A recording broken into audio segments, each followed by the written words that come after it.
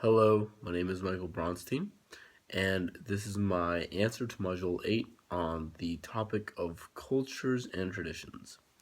See, I thought it was very interesting that in this week's class we focus so much on bullfighting because that is the exact opposite sport of, or known sport of the country that I'm in, of Ireland, in the sense that, see, bullfighting is known universally throughout the world. It's a sport that is so famous for its violence, for its um, for its originality, and it's you go to any country, they should know about bullfighting, you know.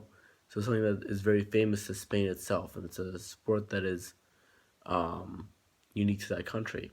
Ireland, on the other hand, has a lot of traditional sports, a lot of amazing ones, and I'm guessing that you, my GSI, have not heard of any of these. If you have time, look up Gaelic football, look up hurling. Those are two of the most interesting sports that they have here in Ireland. And my god, are they so interesting. Gaelic football is like regular soccer, except it's played also with the head, with the hands. It is constantly active. And hurling as a sport is violent. They play with these thin sticks and they use them to go around, and it's really hard to explain these sports, but if you have time, look up Gaelic football and hurling and you'll be just entirely amazed by the intensity and craziness that is these sports. I participated in them in the first week that I was here in Ireland, just as part of USA's program, connectivity to the country for us to really understand some of the culture of Ireland. And I was so surprised by the fact that I had not known about this, nor had many people known about these sports. And I think it's because this is a sport that is not very globalized, that is very much centered in Ireland. And it's because it's a traditional sport that is part of the nationalism that surrounds Ireland. Because during the English occupation of Ireland, these traditional sports were not allowed to be played.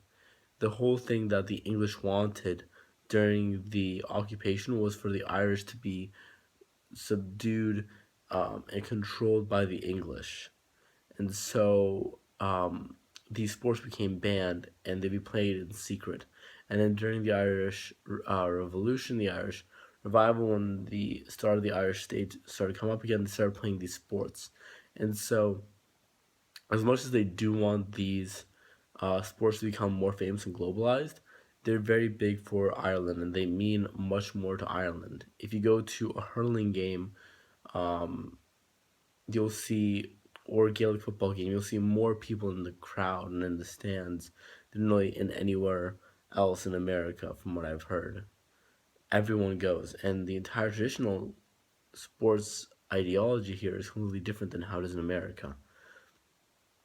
And for example, there's no representation of area, or in a sense, like that a Dodger fan will get angry at a Yankees fan, because of different areas, but it's all respectful here. A person from Galway and a person from Dublin who have different teams from those areas will not get angry with each other when one of the other teams wins, because it's all respectful. And the players here who play these sports of Gaelic football or hurling do it for respect and honor for their country and not for money, which differs greatly from what we're used to in America. So, these are my thoughts on the difference of globalization tradition in Ireland and compared to the rest of the world, and where exactly these traditions come from and what are their importance. If you have time, again, look up Gaelic football and look up traditional Irish hurling, and you'll be just amazed. Okay, goodbye.